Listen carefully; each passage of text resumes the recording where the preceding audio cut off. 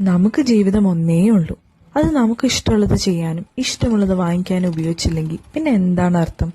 അപ്പൊ ഞാൻ പറഞ്ഞു വന്നത്, നമ്മുടെ ഇൻഫന്റ് കുറെ നാളത്തെ ആഗ്രഹമായിരുന്നു ഒരു ബൈക്ക് വേണമെന്നുള്ളത്.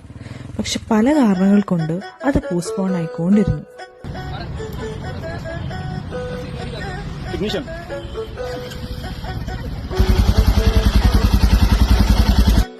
ഇപ്പോഴാ finally we've got it together.